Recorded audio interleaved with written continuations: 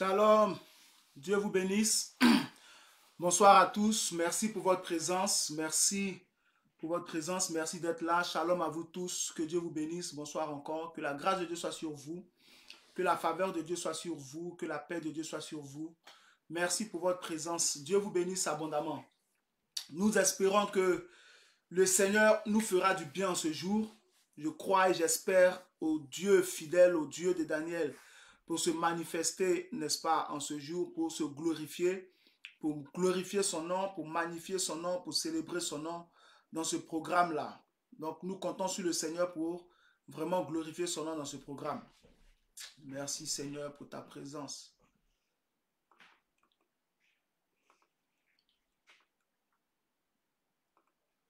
Dieu vous bénisse. Donc, nous allons adorer le Seigneur et ensuite, nous allons passer à la parole. Pour ce premier jour du Dieu de Daniel, nous aurons donc rendez-vous. Nous aurons le programme aujourd'hui et demain. Donc, aujourd'hui, nous commençons là. Nous allons adorer notre Dieu, aller dans la présence de notre Dieu, adorer notre Dieu et ensuite passer à la parole. Alléluia. Donc, là où tu es connecté de chez toi ou quel que soit l'endroit d'où tu es connecté, d'où tu me suis, n'est-ce pas? Je prie que tu puisses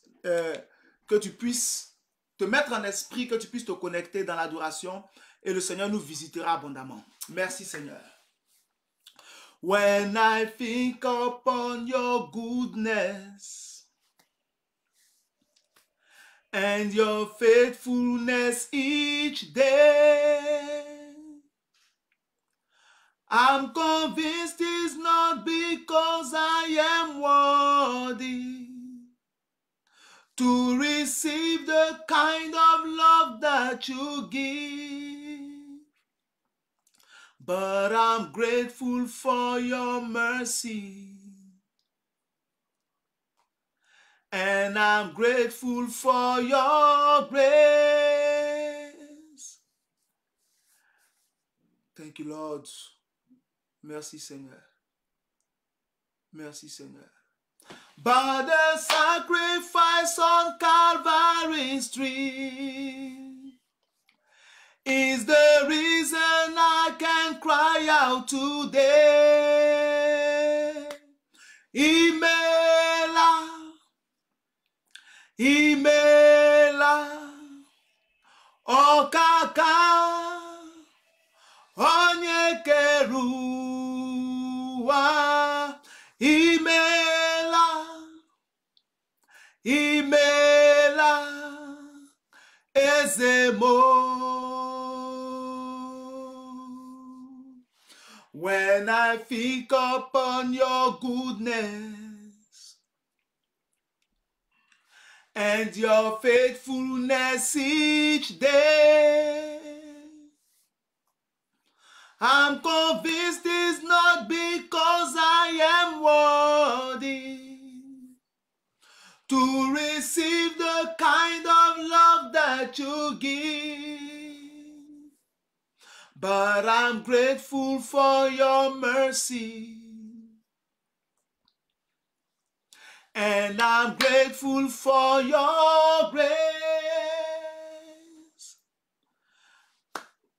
But the sacrifice on Calvary's tree is the reason I can cry out today. Imela, Imela, Okaka, Onye keruwa, Imela, Imela, Ezemo.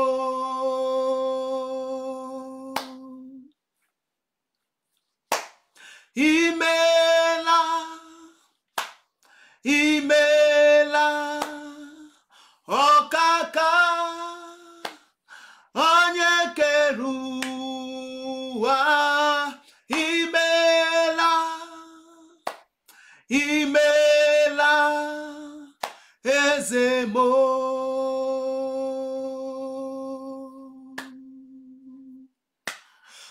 Lord, I come before your throne, mighty Redeemer. You are high in majesty.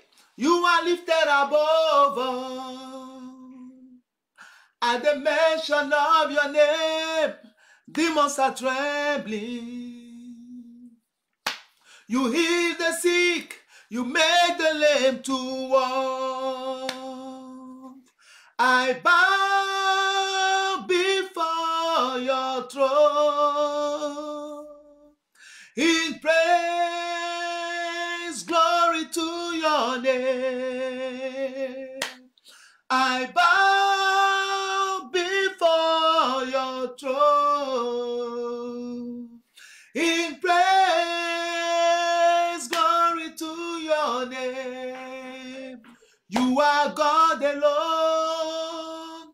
You are God alone. You are God alone. You are God alone. You are God alone. You are God alone. You are God alone. You are God alone. Merci Seigneur. Je vais te recommander ce programme de 2 jours que nous aurons dans ta présence. Makabala, glorifie-toi et montre au monde entier que c'est toi le Fils de Dieu. Au nom de Jésus. Amen. Dieu te bénisse. Que la grâce de Dieu soit sur toi au nom de Jésus. Donc, nous allons avoir 2 jours dans la présence de Dieu, aujourd'hui et demain. Et nous travaillons avec ce thème-là, le Dieu de Daniel. Prends ta Bible dans le livre de Daniel, chapitre 6, versets 1 à 10. Merci Seigneur. Prends ta Bible dans le livre de Daniel, chapitre 6, versets 1 à 10. Le Seigneur est là. Donc, tout va bien se passer. Il est présent. Il m'a dit, chaque fois que tu vas t'asseoir pour faire un direct, je serai là. Et là, il est là. Donc, tout va bien se passer. Que tu suives sur Couronne TV ou que tu suives sur Eve Paul Brou, c'est le même programme. Que Dieu soit avec toi. Prends ta Bible dans Daniel chapitre 6, du verset 1 au verset 10. Daniel chapitre 6, du verset 1 au verset 10. Nous allons lire du verset 1 au verset 10. Daniel chapitre 6, du verset 1 au verset 10. Merci Seigneur. Daniel chapitre 6, du verset 1 au verset 10. La Bible dit ceci. Darius trouva bon d'établir sur le royaume 120 satrapes qui devaient être dans tout le royaume. Il mit à leur tête 3 chefs, au nombre desquels était Daniel, afin que ces satrapes leur rendent compte et que le roi ne souffre aucun dommage. Daniel surpassait les chefs et les satrapes parce qu'il y avait en lui un esprit supérieur et le roi pensait à l'établir sur tout le royaume. Alors les chefs et les satrapes cherchèrent une occasion d'accuser Daniel en ce qui concernait les affaires du royaume. Mais ils ne purent trouver aucune occasion, ni aucune chose à reprendre, parce qu'il était fidèle et qu'on n'apercevait chez lui ni faute, ni rien de mauvais. Verset 5. Et ces hommes dirent, nous ne trouverons aucune occasion contre Daniel, à moins que nous n'en trouvions une dans la loi de son Dieu. Verset 6. Puis ses chefs et ses satrapes se rendirent tumultueusement auprès du roi et ils lui parlèrent ainsi. Roi Darius, vis éternellement. Tous les chefs du royaume, les intendants, les satrapes, les conseillers et les gouverneurs sont d'avis qu'il soit publié un édit royal avec une défense sévère portant que quiconque dans l'espace de 30 jours adressera des prières à quelque dieu ou à quelque homme, excepté à toi, ô roi, sera jeté dans la fosse aux lions. Maintenant, ô roi, confirme la défense et écris le décret, afin qu'il soit irrévocable, selon la loi des Mèdes et des Perses, qui est immuable. Verset 9. Là-dessus, le roi Darius écrivit le décret et la défense. Verset 10. Lorsque Daniel sut que le décret avait été écrit, il se retira dans sa maison, où les fenêtres de la chambre supérieure étaient ouvertes dans la direction de Jérusalem, Et 3 fois par jour, il se mettait à genoux. Il priait et il louait son Dieu comme il le faisait auparavant. Dieu bénisse sa parole. Ok, Dieu te bénisse encore. Et shalom à chacun de vous. Merci pour votre présence. Voici ce que la Bible nous raconte. Daniel était à Babylone. Le roi Darius, qui est venu après Nebuchadnezzar et tout ça, le roi Darius a trouvé bon pour que ses affaires marchent bien, d'établir sur tout le royaume 120 sages, 120 gérants, 120 sages, 120 personnes qui allaient gérer ses affaires, les affaires du royaume et qui allaient être directement en contact avec lui. Ces personnes-là, ces 120 personnes-là ont travaillé pendant un bon moment. Et puis, il est arrivé que 3 au milieu de ces 120 personnes se sont distingués par une excellence hors pair. Donc, Darius a pris la décision d'établir ces 3-là sur les 117 autres satrapes qu'il avait, n'est-ce pas, établis. Donc, on avait 117 satrapes et on avait 3 autres qui étaient comme des vice-présidents qui géraient les 117. Donc, les 117 devaient rendre compte, n'est-ce pas, à ces 3-là. Et les 3, eux, ils rendaient compte directement au roi Darius. Les 3 ont bossé, ils ont bossé. À un moment donné, une personne au milieu de ces 3 s'est démarquée parce qu'elle avait en elle un esprit plus supérieur et encore plus supérieur et un esprit d'excellence aussi élevé par rapport aux 2 autres. Cette personne, c'était Daniel, l'hébreu, Daniel le juif. Daniel qui était quitté en Israël et qui était en déportation étrangère à Babylone. Donc, il y avait en lui un esprit supérieur aux 2 autres. Alors, quand Darius a vu ça, Darius a pensé à faire quoi? À établir Daniel sur les 2 autres, qui eux sont établis sur les 117. Donc, les 117 allaient rendre compte aux 2 et les 2 allaient rendre compte à Daniel. Et Daniel, lui, il allait être l'interlocuteur direct avec le roi. Est-ce que quelqu'un comprend? Donc, Daniel allait être le véritable vice-roi. C'est pourquoi la Bible dit que Darius pensait à l'établir sur tout le royaume. C'est-à-dire, après Darius, le roi, c'était directement Daniel. Pareil que Joseph, après le pharaon, c'était directement Joseph. Donc, c'est ce que Darius voulait faire. Qu'est-ce qui s'est passé? Quand Darius a eu l'idée de faire ça, les 2 collègues de Daniel sont allés soulever les 117 autres contre Daniel, afin de tuer Daniel. Ils sont allés voir le roi, après avoir fouillé dans ses comptes rendus et n'ayant rien trouvé, ils sont allés trouver le roi pour dire qu'un décret doit être pris pour ordonner que pendant 30 jours, personne ne prie. Et même si dans les 30 jours, quelqu'un doit prier, il doit adresser ses prières au roi Darius comme s'il était Dieu. Darius a accepté. La Bible dit au verset 10 que lorsque Daniel a entendu que le décret avait été écrit et scellé par le roi, il est rentré à la maison. Il est allé dans sa chambre haute, la chambre supérieure. Il a ouvert les fenêtres qui étaient dirigées en direction de Jérusalem. Et il s'est mis à genoux comme il le faisait d'habitude, 3 fois par jour. Ce qui signifie qu'après que le décret eut été pris, des jours se sont écoulés. Donc, malgré le fait que Daniel venait d'entendre cela, il a continué à prier comme il priait auparavant. C'est pour moi ici l'occasion d'ouvrir une parenthèse avant d'attaquer le premier point remarquable avec la manière dont Dieu a travaillé dans la vie de Daniel, qui sera pour nous une inspiration pour marcher avec Jésus. La première chose que je remarque ici, c'est que la Bible précise au verset 10 que Daniel s'est mis à genoux 3 fois par jour et il priait et louait Dieu comme il le faisait auparavant. Ce qui signifie quoi? Que la vie de prière de Daniel n'a pas commencé le jour où un décret avait été pris pour le tuer. Mais avant même que le décret soit pris pour le tuer, Daniel avait déjà une vie de prière. Daniel avait déjà l'habitude de prier. C'est d'ailleurs ce que ses collègues ont vu. C'est pourquoi ils ont proposé précisément un décret qui touchait à la prière. Donc Daniel avait déjà l'habitude de prier. Daniel, ce n'est pas quelqu'un qui a commencé à prier parce qu'il y avait des problèmes qui arrivaient, qui a commencé à prier parce que la mort arrivait. Non, Daniel avait déjà l'habitude de prier. Il avait déjà l'éducation de la prière. Il avait déjà le réflexe de la prière. Beaucoup de chrétiens aujourd'hui, beaucoup de personnes aujourd'hui ne font pas comme Daniel faisait. Ne font pas comme cela. Beaucoup font, n'est-ce pas, le contraire. C'est-à-dire, aujourd'hui, les gens prient quand ils ont besoin de Dieu. Les gens jeûnent quand ils ont besoin de Dieu.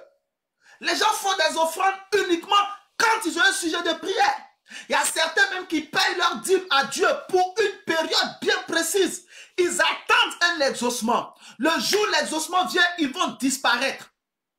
Ta vie de prière, pour être efficace et pour que toi-même tu sois pris au sérieux par Dieu, ne doit pas dépendre d'une circonstance. Si ta vie de prière dépend d'une circonstance, c'est-à-dire c'est quand c'est chaud que tu pries, c'est quand c'est chaud que tu jeûnes, c'est quand c'est chaud, quand tu as poursuivi un rêve, c'est là que tu ouvres la Bible pour chercher Psaume 35 pour réciter, pour chercher Psaume 49 pour réciter. Quand tu fais ça, Dieu ne te prend pas au sérieux. Parce que ça, ce n'est pas de la spiritualité. Ce n'est pas de la communion avec Dieu. Mais c'est simplement de l'exploitation, de la moquerie et de l'escroquerie. Ta vie de prière ne peut pas dépendre des circonstances. Elle doit dépendre de ton amour pour Dieu. Ok. Quand on lit le livre des Juges, on voit à partir du chapitre 13 jusqu'au chapitre 16, on voit l'histoire de qui? De Samson. Samson, pendant tout le temps qu'il était juge sur Israël, Samson a prié 2 fois seulement. 2 fois. Juge chapitre 15 à partir du verset 18. Il a prié parce qu'il avait soif, du verset 18 au verset 20. Il a prié parce qu'il avait soif. Après cela, il a prié dans Juge chapitre 16. Quand il a voulu que Dieu le venge pour la dernière fois. Mais toutes les années de Samson, Samson n'a jamais prié. C'est de l'escroquerie. Ce n'est pas bon. Tu ne peux pas attendre de chercher Dieu uniquement quand tu es dans le besoin. Dieu n'aime pas ça. Daniel avait l'habitude de prier. Le Seigneur Jésus avait l'habitude de prier. Jésus n'a pas commencé à prier dans le jardin de Gethsémani parce que la mort arrivait. Il avait l'habitude de prier Dieu. Il faut que tu aies l'habitude de prier. Il faut que tu aies l'habitude de lire la Bible. Il faut que tu aies l'habitude de jeûner, de chercher Dieu. Tout ce que tu fais pour Dieu, fais-le par amour. Et non de manière intéressée seulement. Ce n'est pas bon. Samson a pensé qu'il était en train d'escroquer Dieu. Mais Dieu lui a montré en Juge chapitre 16, verset 20, qu'on ne se moque pas de lui.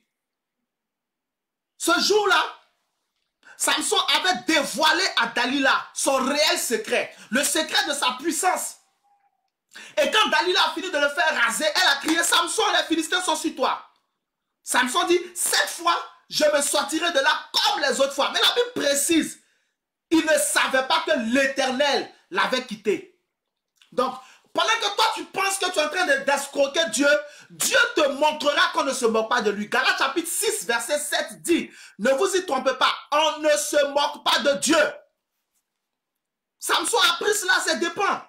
Il est mort avec ses ennemis. Il est mort avec des païens, comme un païen. Lui qui avait une glorieuse destinée.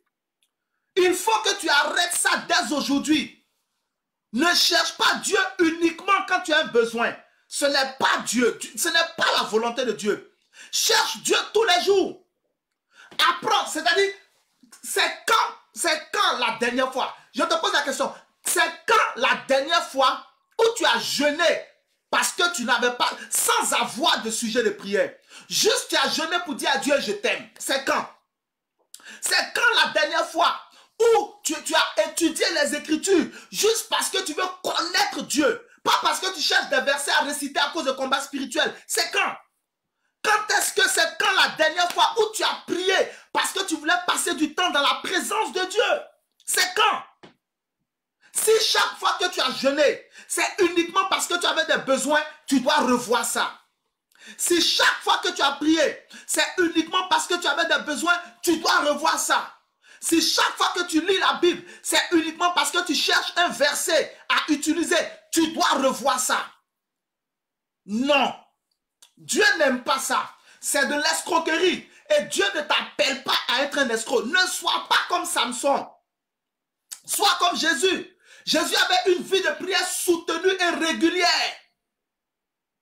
Quand il arrivait dans le jardin de Gethsémani, il avait déjà la culture de la prière. Ce n'était pas le premier jour qu'il priait.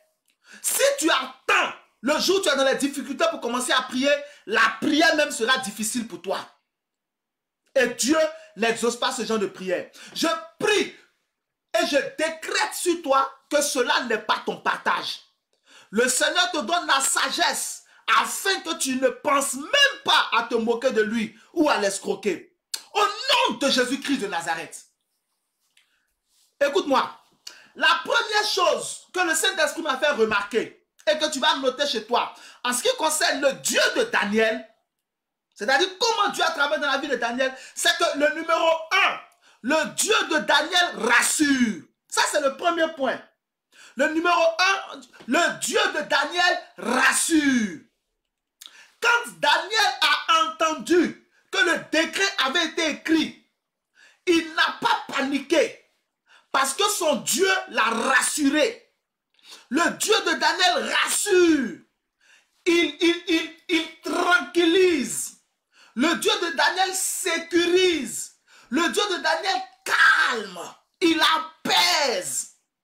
Quand Daniel a entendu que le décret avait été écrit, il n'a pas paniqué. Il n'a pas paniqué. Mais sereinement, il a continué à mener sa vie comme si de rien n'était. Parce que Dieu l'a rassuré. Parce que Dieu l'a tranquillisé. Parce que Dieu a donné la capacité à Daniel de se calmer, de ne même pas s'inquiéter. Daniel n'était pas anxieux. Daniel n'était pas agité. Daniel n'était pas inquiet. Il ne tremblait pas. Il n'était point troublé. Mais il a continué à mener sa vie comme si de rien n'était. Or, ici, il ne s'agissait pas d'une lettre de licenciement. On ne disait pas que Daniel allait perdre son boulot. Mais ils allaient le jeter dans la fosse aux lions. Frère, mets-toi à la place de Daniel. Je suis sûr que certains parmi nous, s'ils avaient entendu que le roi, parce que Daniel était ami au roi, s'ils avaient entendu que le roi avait écrit un tel décret, ils allaient courir chez le roi. Hé, roi, tu ne peux pas me faire ça. Il monte sur moi. Il monte sur moi. Je ne suis pas contre toi. Pourquoi tu fais ça? Pourquoi tu acceptes de prendre un tel décret contre moi? Non, tu ne peux pas me faire ça, roi. Tu vas me jeter dans la fosse au lion. Non. Daniel était rassuré. Ah, Daniel était serein. Daniel était tranquille, frère. Daniel n'a même pas paniqué un seul instant. Il a eu le temps, quand il a entendu que le décret était pris, il a eu le temps d'aller à la maison. Il a eu le temps de monter dans la chambre haute. Il a eu le temps d'ouvrir les fenêtres. Oh mon Dieu. Il a eu le temps de faire quoi? De se mettre à genoux. Et il a eu le temps de prier tous les jours comme il le faisait auparavant. 3 fois par jour. C'est-à-dire que le décret de mort qui a été signé n'a même pas inquiété Daniel. Pourquoi? Parce que Dieu l'a rassuré. Quand vous lisez Somme chapitre 23, verset 4, David dit, quand je marche dans la vallée de l'ombre de la mort, je ne crains aucun mal, car tu es avec moi. Ta houlette et ton bâton me rassurent. Aïe, aïe, aïe, aïe, aïe, aïe, aïe, aïe, aïe, aïe.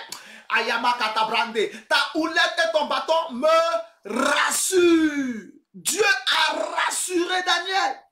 Dieu veut te rassurer aussi. Quel que soit ce qui se passe, Dieu veut que tu sois serein. Que tu sois sereine. Dieu veut que tu sois serein. Il veut que tu sois sereine. Le Dieu de Daniel rassure, bien-aimé. Et aujourd'hui, tu m'écoutes, il veut te rassurer.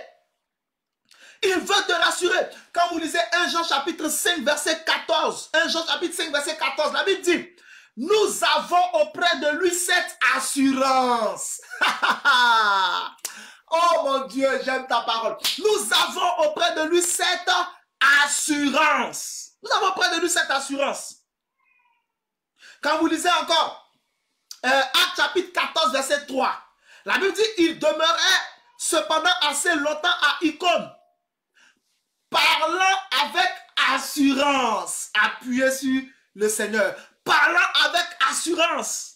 Quand vous lisez Actes chapitre 4, verset 13, Pierre et Jean étaient devant le Sanhédrin.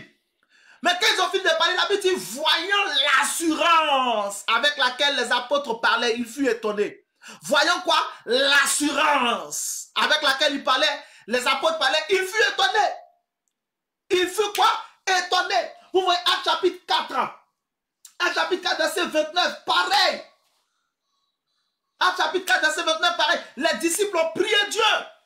Ils disent, Seigneur, donne-nous d'annoncer la parole avec assurance. Dieu veut te rassurer.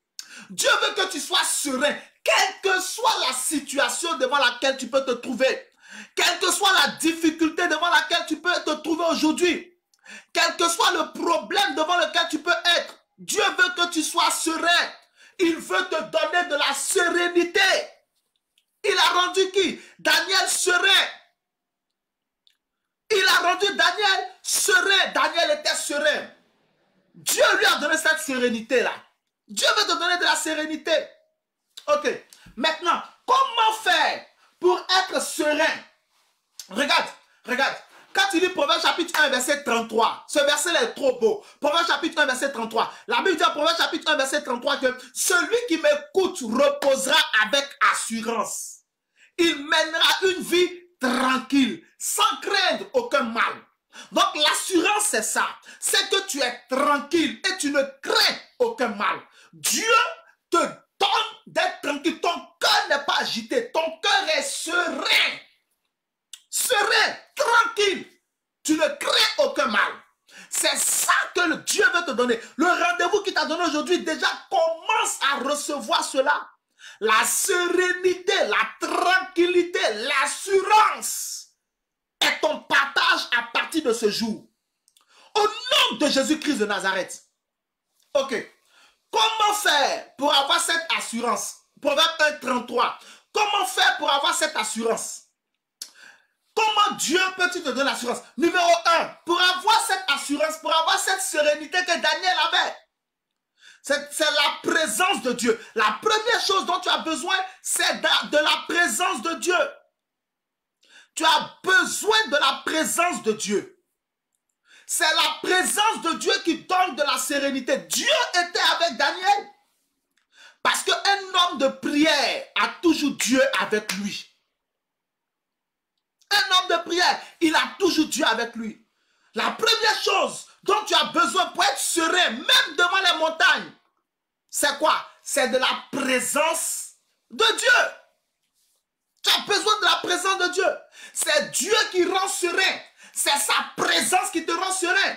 C'est sa présence qui te tranquillise. C'est sa présence qui te rassure. C'est sa présence qui te donne de l'assurance. C'est sa présence qui te rend calme et qui t'empêche de t'inquiéter.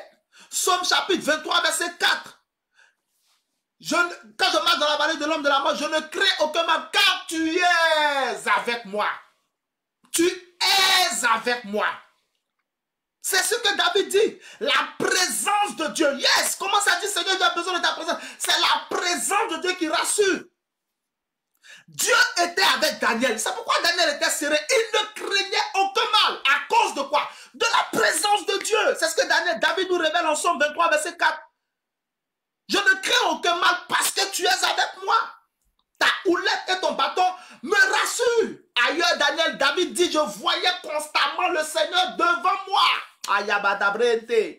Kabale sakatibro. Dieu, tu as besoin de la présence de Dieu. C'est elle qui va t'apprendre. C'est Dieu, c'est lui qui va produire le calme. Si tu vois que tu paniques vite, c'est que tu manques de la présence de Dieu. Si tu vois que tu t'inquiètes vite, c'est que tu manques de la présence de Dieu. Si vous voyez quelqu'un qui n'est jamais serein, c'est un manque de présence divine. L'absence divine envoie les troubles, mais la présence divine envoie l'assurance. Tu as besoin de la présence de Dieu. Si tu remarques toi-même que tu t'alarmes très vite, c'est que tu manques Si tu vois que tu perds très vite les moyens, c'est que tu manques de présence divine, tu t'emportes rapidement, tu paniques rapidement, tu es vite anxieux, tu manques de présence divine.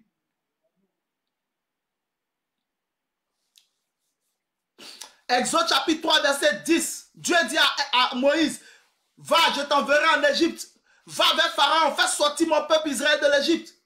Verset 11, Moïse dit, qui suis-je pour aller devant Pharaon? Verset 12, Dieu dit, je serai avec toi.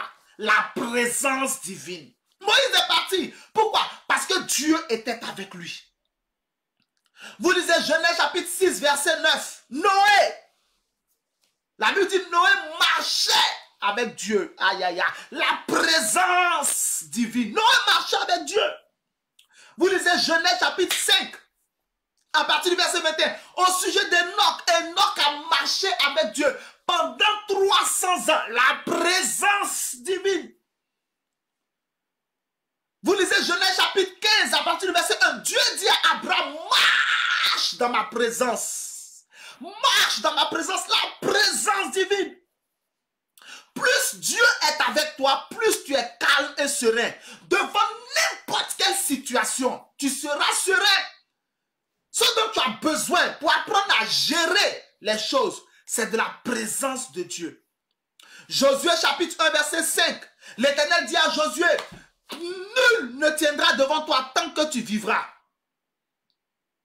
Je ne te délaisserai pas, je ne t'abandonnerai pas. Je serai avec toi comme j'étais avec mon serviteur Moïse. Je serai avec toi. Josué 1, 5. Quand tu lis encore Josué 1, verset 9, Dieu répète la même chose à Josué. Ne t'ai-je pas donné cet ordre? Fortifie-toi, prends courage. Ne t'épouvante pas. Ne crains point. Car je serai avec toi. Hey, Kabara, la présence divine. Tu as besoin de la présence de Dieu. Tu as besoin de la présence de Dieu. 1 Samuel chapitre 3, verset 19, la Bible dit, Samuel grandissait devant tous les hommes. Et Dieu, l'Éternel, était avec Samuel. 1 Samuel 3, 19. L'Éternel était avec Samuel. La présence divine. Tu as besoin de... Jérémie chapitre 15, verset 20. Un verset que vous connaissez tous. Il dit, je te rendrai une muraille d'airain pour eux. Je te rendrai une muraille d'airain pour le peuple. Une muraille d'airain, c'est-à-dire de bronze pour le peuple. Ils te combattront, ils te feront la guerre, mais ils ne te vaincront pas. Car je serai avec toi. Pour te délivrer, je serai avec toi. Qu'est-ce qu'a fait Jérémie? La présence de Dieu. Ah, Lord. Ah, Lord. Plus Dieu est avec toi, plus tu es serein. Si tu paniques vite, c'est un signe que tu manques de présence divine. Pendant que tu m'écoutes, prie le Seigneur, dis-lui d'être avec toi. Qu'est-ce qu'il a fait? Le secret de notre Seigneur Jésus, homme sur terre, la présence de Dieu. Jean chapitre 8, verset 29, Jésus dit, celui qui m'a envoyé ne m'a pas laissé seul. Il est toujours avec moi. La présence divine, toujours avec moi.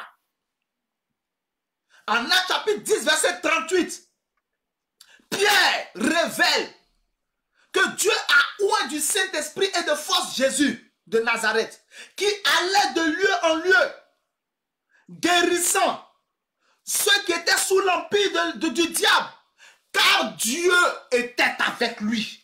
La présence divine. Ésaïe chapitre 8, verset 10. La Bible dit, donnez des ordres et ils seront anéantis. Former des projets, ils seront anéantis. Donner des ordres, ils seront sans effet. Car Dieu est avec nous. La présence de Dieu.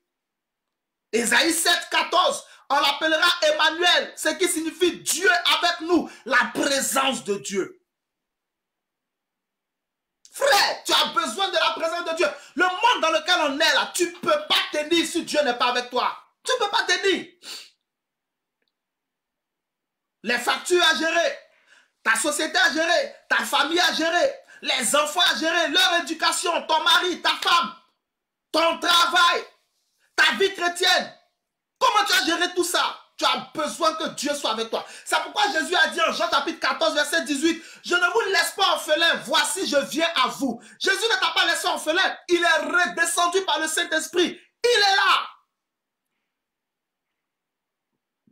En Matthieu chapitre 28, verset 20, il dit, voici je suis avec vous tous les jours jusqu'à la fin du monde.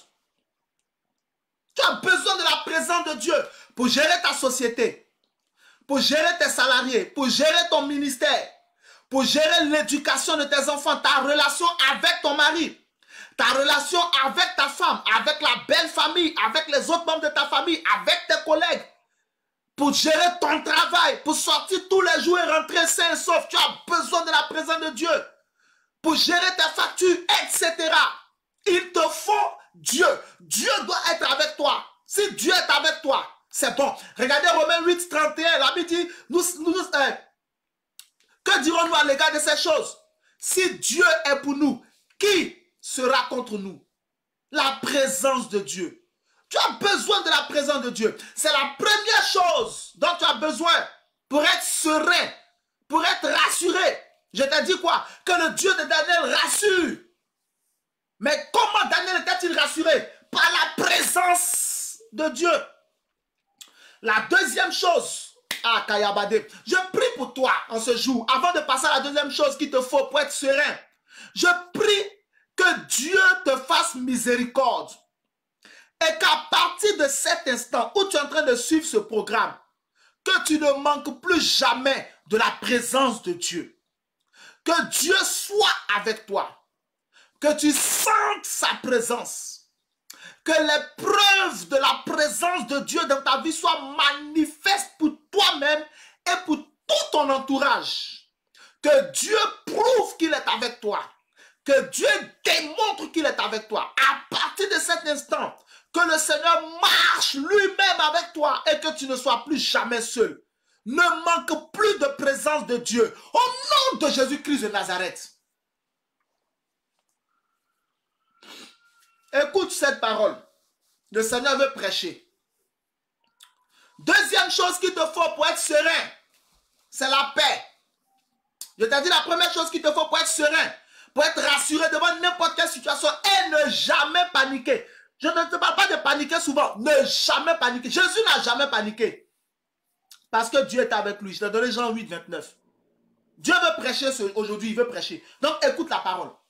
Deuxième chose dont tu as besoin pour être serein, c'est la paix. Tu as besoin d'avoir la paix. En Jean chapitre 14, verset 27, Jésus dit, je vous laisse la paix, je vous donne ma paix. Je ne vous donne pas comme le monde donne. Que votre cœur ne se trouble point et ne s'alarme point. Daniel était serein devant cet ordre de mort, devant ce décret de mort contre lui, parce que son cœur était en paix. En Jean 14, 27, Jésus dit, il ne nous donne pas la paix comme le monde donne. Donc, ce qui signifie qu'il y a deux paix dans ce monde. Dans cet univers où nous sommes, il y a deux paix. Il y a la paix du monde et il y a la paix de Dieu. Il y a la paix du monde, il y a la paix de Jésus. Il y a la paix du monde, il y a la paix du Saint-Esprit. Ce n'est pas la même paix. La paix que le monde donne dépend de tes conditions financières. Les gens sont en paix dans ce monde parce que leurs comptes sont remplis, parce qu'ils ont de l'argent dans leurs poches. Mais quand l'argent commence à finir, ils sont paniqués. Parce que leur paix est liée à l'argent. Dans le monde, la paix dépend des gens qui te soutiennent. Quand tout le monde te laisse tomber, tout le monde t'abandonne, c'est terminé, tu es paniqué. Parce que tu es habitué à t'appuyer sur les hommes, à compter sur les hommes. Quand une personne sur qui tu comptes n'est plus avec toi, une personne sur qui tu as placé, en qui tu as placé ton espérance n'est plus avec toi, tu es paniqué. Ça, c'est la paix du monde, ce n'est pas la paix de Dieu. La paix du monde dépend de tes conditions de vie. Plus tu es à l'aise, plus tu es en paix. Une belle maison, tu es en paix. Beaucoup de voitures, tu es en paix. Beaucoup de nourriture, tu es en paix. Beaucoup de vêtements, tu es en paix. Ça, c'est pas la paix de Dieu. Ça, c'est la paix du monde. Parce que dès que ces choses vont disparaître, tu seras la personne la plus traumatisée au monde. Les hommes deviennent dépressifs quand ils perdent leur travail. Job n'est pas devenu dépressif quand il est devenu pauvre. Un homme multimilliardaire qui du jour au lendemain s'est retrouvé malade, appauvri au bord de la plage. Job n'a pas perdu sa paix. Il cherchait Dieu quand même. Parce que la paix de Job ne dépendait pas de ses biens. Il venait de perdre 10 enfants. Coup sur coup, ces 10 enfants sont morts. Mais Job était toujours serein. Il continuait de chercher Dieu. Pourquoi? Parce que la paix de Job ne dépendait pas de ses biens, ne dépendait même pas de ses enfants. Sa femme lui a dit, tu tiens encore à ton intégrité, maudit Dieu et meurs. Job dit, quand nous recevons les bonnes choses de Dieu, nous sommes contents. Ne recevrons-nous pas aussi le mal de Dieu, la douleur de Dieu? Job est resté attaché à Dieu. Pourquoi? Parce que la paix de Job ne dépendait pas de ses biens. La paix du monde dépend de nos biens. La paix du monde dépend de nos biens, dépend de nos amis, dépend de nos parents. Mais la paix de Dieu dépend de Dieu. Oui, la paix de Dieu dépend de Dieu. C'est pourquoi Jésus dit, je ne vous donne pas comme le monde donne. Maintenant, regardez la suite de Jean 14, 27. Il dit que votre cœur ne se trouble point et ne s'alarme point. Frère, la paix de Dieu, ma soeur, la paix que Jésus donne s'adresse au cœur. La paix de Dieu s'adresse au cœur. Elle empêche ton cœur de se troubler et de s'alarmer. Ça, c'est la paix de Dieu. La paix de Dieu travaille dans le cœur. Mais la paix du monde travaille dans la tête. La paix de Dieu travaille dans le cœur. Mais la paix du monde travaille dans la tête. En Philippiens chapitre 4, verset 7, la Bible dit, et la paix de Dieu qui surpasse toute intelligence gardera vos cœurs et vos pensées en Jésus-Christ. Vous voyez, non? La paix de Jésus, elle s'adresse au cœur. Et la paix de Dieu, Philippiens 4, 7, et la paix de Dieu qui surpasse toute intelligence gardera vos cœurs et vos pensées en Jésus-Christ. La paix de Dieu s'adresse au cœur, mais la paix du monde s'adresse à la tête. Tu es dans les calculs, tu calcules, tu calcules, tu calcules. Ta sérénité dépend de tes biens matériels et des hommes qui sont autour de toi. Mais la paix de Dieu s'adresse au cœur. La Bible dit dans le livre des Proverbes que du cœur de l'homme viennent toutes les sources, veille sur ton cœur, car de lui viennent toutes les sources de la vie. Donc Dieu s'adresse à ton cœur. Et sa paix maîtrise ton cœur. Pour que ton cœur ne s'alarme point et ne se trouble point. En Romains chapitre 14, verset 17, la Bible dit, le royaume de Dieu, ce n'est pas le manger et le boire, mais la joie, la paix et la justice par le Saint-Esprit. Donc, la paix de Dieu est connectée au royaume de Dieu. Celui qui a la paix de Dieu dans son cœur, c'est la conséquence d'une connexion avec le royaume de Dieu. La nourriture ne peut pas te donner la paix. Elle va juste te donner une certaine quiétude, mais pas la paix. La boisson ne va pas... Il y a des gens qui veulent noyer leurs soucis dans l'alcool pour avoir la paix. Non! L'alcool ne peut pas noyer les soucis parce que les soucis savent nager. Les soucis savent nager. Quand ta bière va finir, quand ton vin va finir, les soucis vont émerger. Ils vont revenir à la charge. Les soucis savent nager. Tu ne peux pas noyer tes soucis par l'alcool.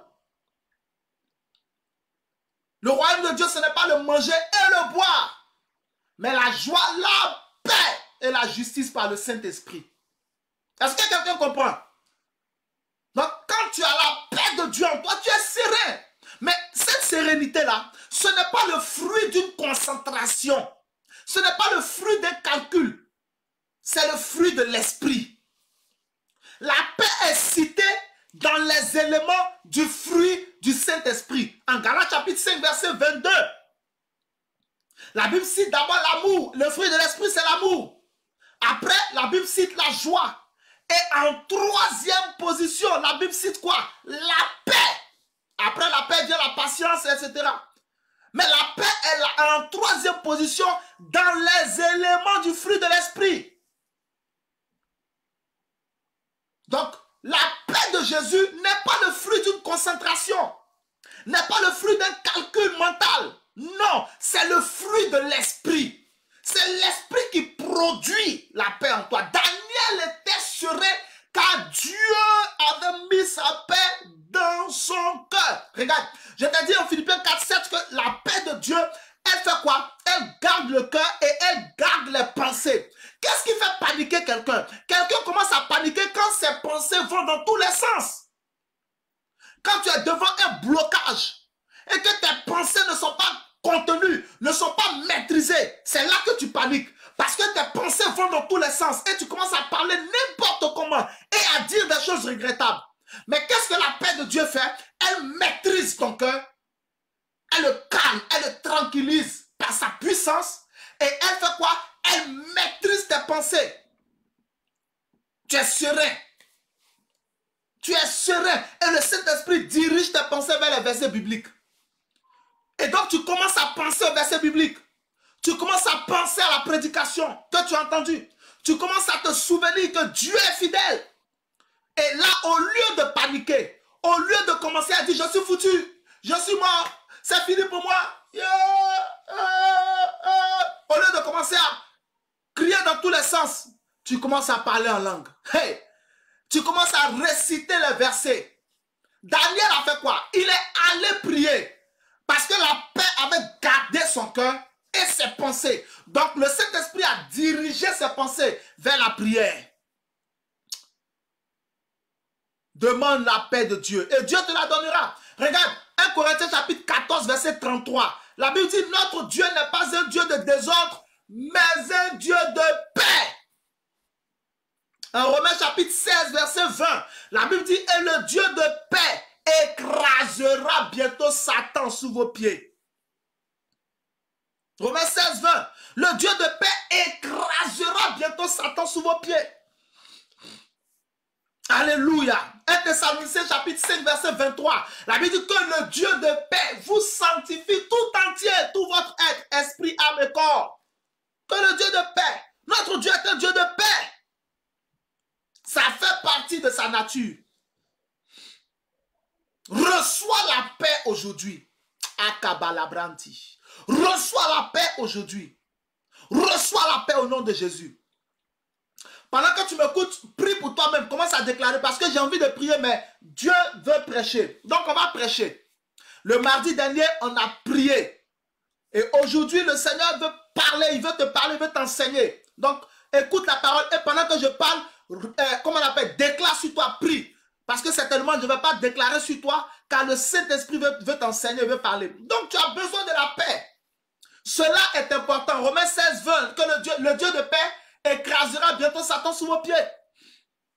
1 Thessaloniciens 5, 23, que le Dieu de paix vous sanctifie tout votre être. Esprit, âme et corps. Dieu est un Dieu de paix. Et Dieu produit la paix. Donc, qu'est-ce qui rendait Daniel serein? On a dit quoi en premier lieu? La présence de Dieu. On a dit le Dieu de Daniel rassure. Et qu'est-ce qui a fait que Daniel était rassuré? Premier, c'est quoi? La présence de Dieu. Deuxième, c'est quoi? La paix. Et j'ai expliqué clairement par la grâce de Dieu que la paix de Jésus est différente de la paix du monde. Vous avez bien vu, dans ce monde-là, il y a des assassins qui reçoivent des prix Nobel de la paix. Il y a des présidents qui ont foutu la merde dans les pays des autres, mais qui reçoivent un prix Nobel de la paix. La paix du monde n'a rien à voir avec la paix de Jésus. Il ne s'agit pas ici des accords de paix signés entre deux États, où un est malhonnête, hypocrite et un autre est sincère. Non, la paix de Jésus est différente. La paix de Jésus est quoi? Elle est différente. Elle est différente.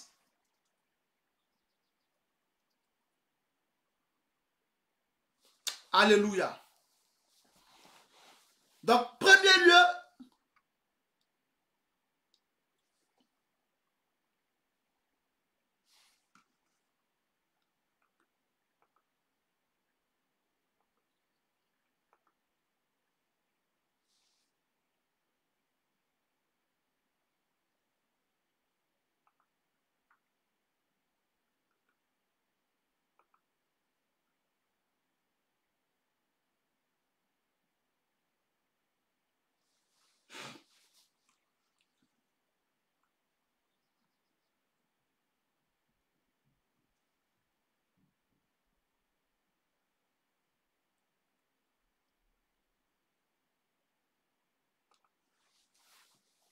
Ok. Est-ce qu'on me suit toujours? Est-ce qu'il y a quelqu'un qui suit toujours?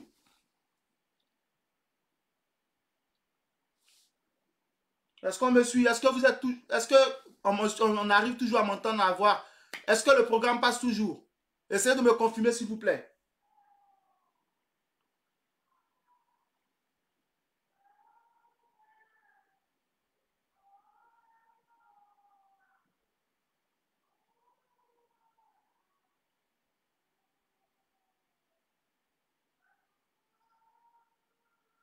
Est-ce qu'on me reçoit toujours?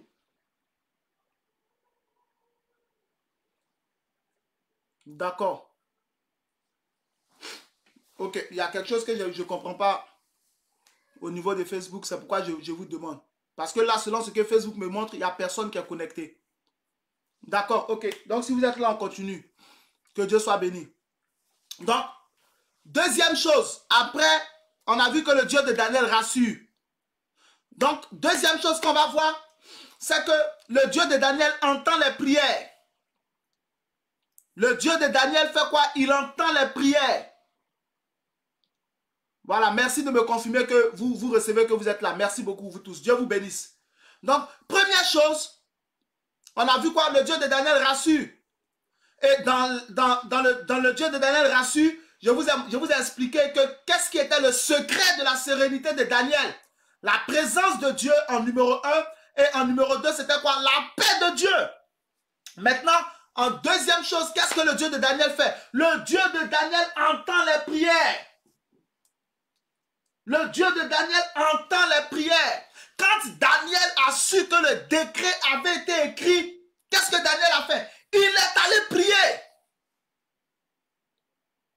Qu'est-ce que Daniel a fait? Daniel est allé prier. Pourquoi? Parce qu'il sait que l'un des langages que Dieu connaît de la part de ses enfants, c'est la prière. Dieu entend les prières. Et Dieu aime les gens qui prient. Dieu n'aime pas les gens qui se lamentent. Dieu n'aime pas les gens qui murmurent. Dieu n'aime pas les gens qui pleurent. Dieu n'aime pas les gens qui s'inquiètent. Dieu n'aime pas les gens qui paniquent alors qu'ils sont ses fils. Tu ne peux pas être enfant de Dieu et ne pas avoir pour réflexe de prier quand tu es devant une situation. La Bible dit en Jacques chapitre 5 verset 13, quelqu'un parmi vous est-il dans la souffrance? Qu'il prie. Qu'il prie. Quelqu'un est-il dans la joie? Qu'il chante des louanges. Quelqu'un parmi vous est-il malade? Qu'on appelle les anciens de l'église et que les anciens de l'église prient pour lui en loignant d'huile. La prière de la foi sauvera le malade. Et s'il a commis quelques péchés, Dieu, le Seigneur, le relèvera. Priez les uns pour les autres afin que vous soyez guéris. Confessez vos péchés les uns aux autres. Alléluia. Dieu entend les prières.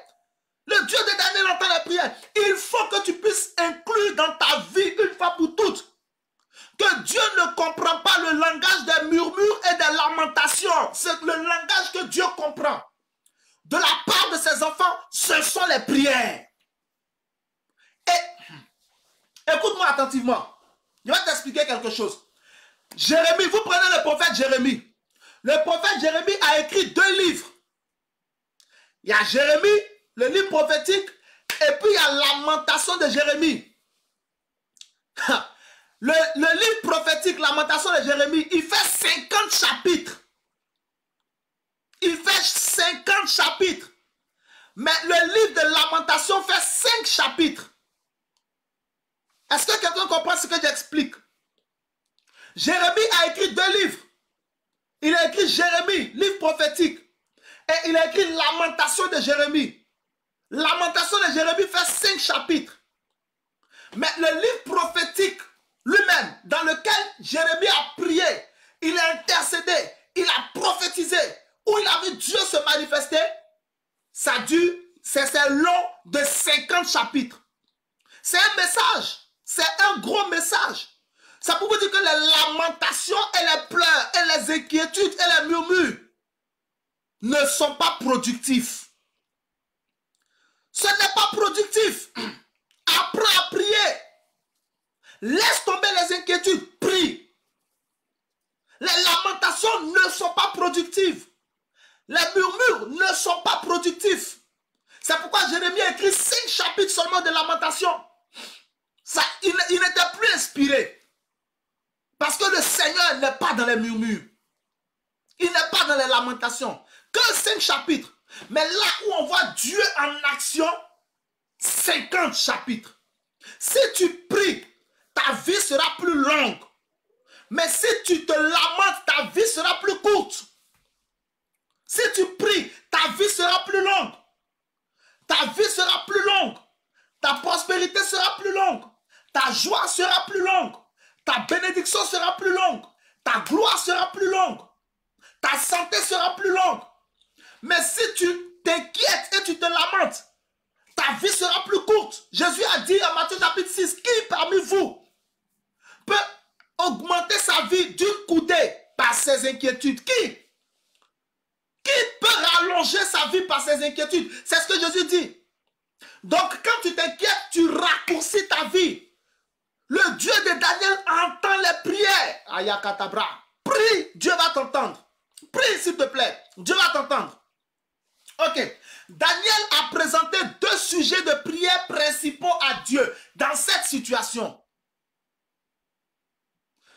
Daniel a présenté à Dieu 2 sujets principaux dans cette situation.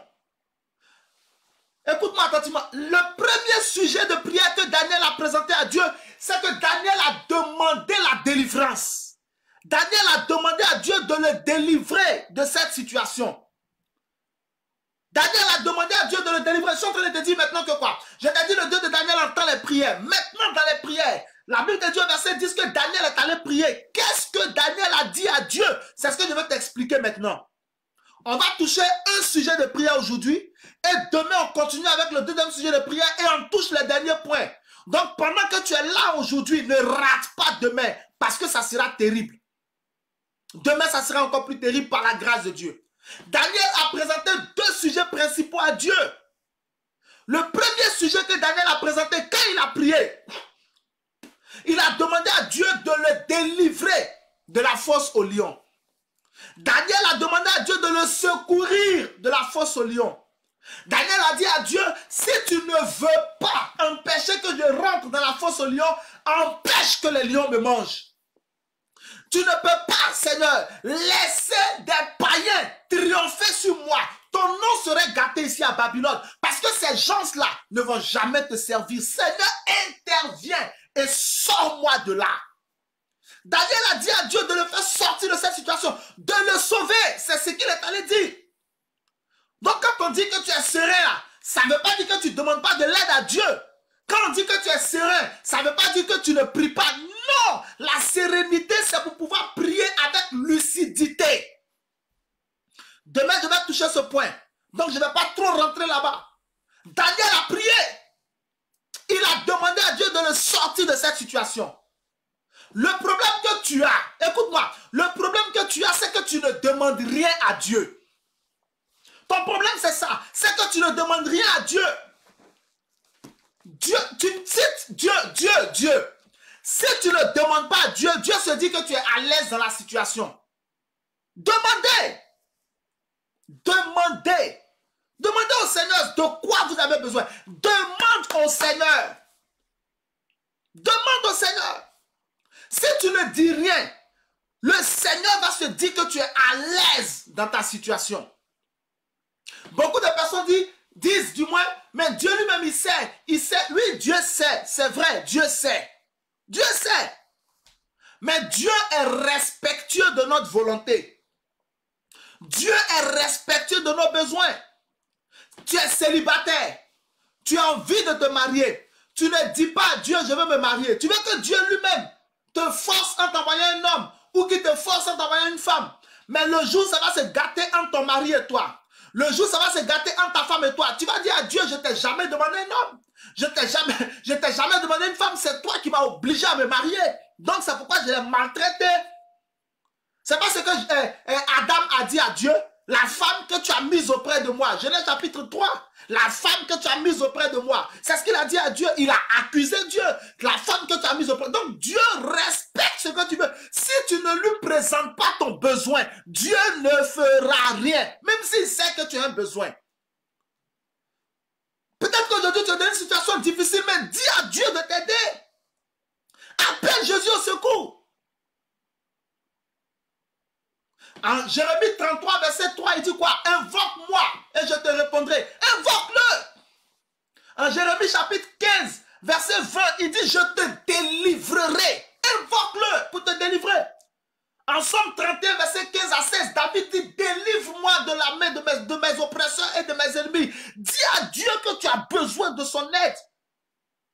Dis-lui, si tu ne lui parles pas, il ne fera rien. Parce qu'il se dit que tu es à l'aise. Prenez le cas d'Étienne. Acte chapitre 7 et puis verset 8. On a déjà dépassé les 1 heure. Permettez-moi de finir au moins ce premier point-là. Et demain, on continue. Écoutez bien. Étienne avait été nommé diacre en Acte chapitre 6. Il avait de l'avenir devant lui. La Bible dit qu'il était plein d'Esprit Saint. Il était plein de foi et il opérait des prodiges et des miracles. Étienne avait de l'avenir en tant que diacre. Étienne s'est retrouvé dans un imbroglio, un gros problème. Les gens ont commencé à lapider Étienne à chapitre 7. Jésus est apparu à Étienne. Étienne a vu Jésus debout à la droite du Père. Et Étienne dit quoi? Étienne dit, je vois le Seigneur debout à la droite du Père. Et il a poussé un cri, reçois mon esprit. Et il est mort. Frère, je vais te surprendre avec ce que je te dis. Jésus n'est pas apparu à Étienne pour lui dire que tu vas mourir. Jésus n'a rien dit. C'est Étienne lui-même qui a décidé de mourir. Jésus a accepté sa demande parce que c'est sa demande. En Matthieu chapitre 7, verset 7, il dit, demandez, vous recevrez. Il ne faut pas penser que Dieu a le temps d'imaginer tes sujets de prière. Dieu ne va jamais imaginer tes sujets de prière. Dieu sait que tu as des besoins, mais rien ne prouve que tu en as besoin. Dieu, écris ce que je dis. Dieu sait que tu as des besoins, mais rien ne prouve que tu en as besoin de ces besoins-là. Rien. Dieu sait que tu es célibataire et qu'un célibataire a besoin de se marier, mais rien ne prouve que toi, tu estimes que tu as besoin de te marier. Est-ce que tu as dit à Dieu tu veux te marier? Pourquoi tu veux qu'il te donne un mari ou une femme? Dieu sait que tu as des besoins, mais rien ne prouve que toi-même, tu es d'accord que tu as ces besoins-là. En Marc chapitre 10, Jésus s'est retrouvé devant Bartimée qui était aveugle. Il lui a demandé, que veux-tu que je te fasse? Pourquoi? Parce qu'il était aveugle, mais il était aussi mendiant. Peut-être qu'il pouvait avoir besoin d'argent. Peut-être qu'il pouvait avoir besoin d'une recommandation. Peut-être qu'il pouvait avoir besoin d'être réconcilié avec son père. Puisqu'on a dit, Bartimée, fils de Timée, envoyez pas son papa. Peut-être qu'il était en parlant avec son papa. Jésus lui a demandé, qu'est-ce que tu veux que je fasse pour toi? Donc, il ne faut pas t'asseoir pour croire que Dieu va imaginer qu'il veut que tu fasses ceci pour lui. Non. Dieu, il y a une chose que Dieu ne fait jamais. La facilité ne vient pas de Dieu. La facilité ne vient pas de Dieu. Non, c'est Marc chapitre 10 à partir du verset 46 là-bas. La facilité ne vient pas de Dieu. C'est trop facile. 6 milliards d'hommes sur la terre, plus les anges, plus les éléments de la nature à gérer. Tu penses que Dieu a le temps d'imaginer que toi tu veux une nouvelle voiture, il a le temps d'imaginer que tu veux reprendre tes études. Tu penses qu'il a le temps d'imaginer, même s'il sait que tu en as besoin. Mais qu'est-ce qui prouve que tu en as besoin? Rien. C'est quand tu vas commencer à lui dire, Seigneur, l'état dans lequel je me trouve ne me plaît pas. Sors-moi de là. Ma situation financière ne me plaît pas. Père, sors-moi de là. L'état de ma famille ne me plaît pas. Sors-nous de là. Quand tu vas lui dire, Seigneur, voici mon projet. Donne-moi du succès et dis-moi si tu es d'accord ou pas. C'est là que tu verras le Seigneur qui va commencer à intervenir dans ta vie. Étienne, lui seul, il a décidé qu'il devait mourir. Jésus n'a rien dit. Lui seul, il a décidé qu'il devait mourir. Jésus n'a rien dit. Sinon, quand Jésus est apparu, Étienne, il n'a jamais dit c'est pour que tu meurs. La Bible dit qu'il était debout. Ah! On n'a pas dit Jésus était couché. On dit qu'il était debout. Quelqu'un qui est debout, toi tu lui dis, reçois mon esprit. Est-ce qu'il est debout pour recevoir ton esprit? Il est debout pour te maintenir debout devant ceux qui veulent te tuer. Mais Étienne n'avait pas compris ça. Donc, si tu ne dis rien à Dieu, si tu ne parles pas à Dieu, si tu ne demandes pas à Dieu de t'aider, Dieu ne fera rien. Je veux que tu mettes ça dans ta tête. Daniel a dit à Dieu, sors-moi de là. Ok, je vais te donner ce passage-là, puis on va finir avec ça pour ce soir. Et j'espère que jusqu'ici, tu as reçu quelque chose. Acte chapitre 12. Acte chapitre 12, verset 1 à 11. D'abord, du verset 1 au verset 3. Du verset 1 au verset 2. La Bible dit que en ce temps-là, Hérode s'est levé et Hérode a commencé à maltraiter l'église. Ok, il a arrêté Jacques, le frère de Jean. Il a tué Jacques. Et quand il a vu que cela plaisait aux Juifs, qu'est-ce qu'il a fait? Il a entrepris de tuer Pierre. Il a arrêté Pierre. Il a mis Pierre en prison et il prévoyait de le tuer à la veille de la Pâque. Quand Hérode a arrêté Jacques, l'église n'a pas réagi. Quand Hérode a tué Jacques, l'église n'a pas réagi. Pourquoi? Parce que l'église se disait, Jacques a marché avec Jésus. Jésus ne peut jamais le laisser tomber. Donc, cette affaire de, moi je sais que Dieu ne va pas me laisser tomber. Hey, tout le monde dit ça. Tout le monde dit ça, mais ça n'a pas de valeur au ciel. Parce que même les sorciers, souvent, ils disent ça pour blaguer les gens. Je sais que mon Dieu ne va jamais me laisser tomber. Ça, ce n'est pas une prière. Ce n'est pas une prière. Donc, l'église s'est dite, Jacques a marché avec Jésus. Jésus ne peut pas permettre que Hérode le tue. Ils se sont assis, les pieds sur les pieds, les bras croisés. Ils n'ont pas prié. Hérode a tué Jacques sous les yeux. Dieu n'est pas intervenu. Pourquoi? Parce que Dieu se dit que ça ne leur dit rien. Ils ne connaissent pas la valeur de Jacques. Si Hérode a arrêté Jacques, eux ne veulent pas parler pour qu'il intervienne. Lui n'a rien à faire. Jacques est mort. De toute façon, Jacques est sauvé. Donc si Jacques meurt, le problème c'est lequel? Tu es malade, tu ne veux pas demander la guérison. Tu dis que la volonté de Dieu se fasse. Tu connais la volonté de Dieu. C'est que tu sois en bonne santé. 3 Jean verset 2. Je souhaite que tu sois en bonne santé. Demande-lui de te guérir. Parle à Dieu. Quand l'église a réfléchi jusqu'à... Ils ont arrêté Pierre. Quand l'église a vu que Hérode a arrêté Pierre, l'église dit non. Cette fois-ci, nous avons compris la leçon. On ne va pas se taire. Au verset 5, la Bible dit, Pierre donc était gardé dans la prison et l'église ne cessait d'adresser pour lui des prières à Dieu. Et Dieu a envoyé son ange pour délivrer Pierre. Pourquoi? Parce que l'église, cette fois-ci, a prié. Elle a demandé à Dieu de sortir Pierre de là où il est. L'église n'a pas accepté la situation. Et Dieu est intervenu. Donc si tu ne dis rien, le Seigneur va se dire que l'état dans lequel tu es t'arrange. Mais si tu commences à ouvrir la bouche, le Seigneur va intervenir pour toi. Il va intervenir pour toi. Il va intervenir pour toi. Ok, voici le passage que je te donne. Et puis on va arrêter pour ce soir. La Bible dit en Philippiens chapitre 4 au verset 6. Ne vous inquiétez de rien. En toute chose, ne vous inquiétez de rien. Mais faites connaître à Dieu tous vos besoins par des prières et des supplications avec action de grâce. Faites connaître à Dieu tous vos besoins par des prières et des supplications avec action de grâce. Donc fais connaître à Dieu ton besoin pour ton mari, pour ta femme, pour tes enfants. Pour tes enfants, fais connaître à Dieu ton besoin. Pour tes études, fais connaître à Dieu, fais-lui, dis-lui. Vous voyez le verbe qu'on utilise ici, fais connaître à Dieu. Oh, Dieu connaît déjà, mais c'est comme ça que ça marche. Si tu ne lui parles pas, il va estimer que tu es à l'aise. Dieu s'emmerde jamais. Dieu ne se prend jamais la tête. Dieu ne réfléchit pas à la place des gens. C'est nous les hommes qui réfléchissons à la place des autres. Dieu, lui, jamais. Il ne réfléchit jamais à la place de quelqu'un. Il te traite selon tes paroles. Comment tu lui parles à ton oreille, à son oreille, c'est comme ça il te traite. Si tu es muet, il respecte ton mutisme. Mais si tu t'exprimes comme Daniel s'est exprimé, il respectera ta prière et il t'exaucera promptement. Au nom de Jésus-Christ de Nazareth. Ok. Pour ce jour, ce premier jour du Dieu de Daniel, nous allons nous arrêter là. J'espère que tu as reçu quelque chose. J'espère que tu as reçu quelque chose. Et j'espère que ce premier jour, Dieu t'a enseigné quelque chose qui te donne envie d'être là demain. Je t'invite à être là demain à partir de 20h30. Nous aurons le deuxième jour du Dieu de Daniel. Et je te demande d'inviter d'autres personnes, de partager ça dans les groupes, de parler à tes frères et tes soeurs. Connectez-vous, venez, on va écouter la parole de Dieu, on va prier. Parce que Dieu est en train de me bénir ici. Donc, ok, impeccable. Donc, si Dieu t'a parlé en ce jour, si Dieu t'a adressé quelque chose, prépare-toi pour le jour de demain. J'espère que vous avez jeûné, comme je vous avais prescrit de jeûner, jusqu'à 16 heures.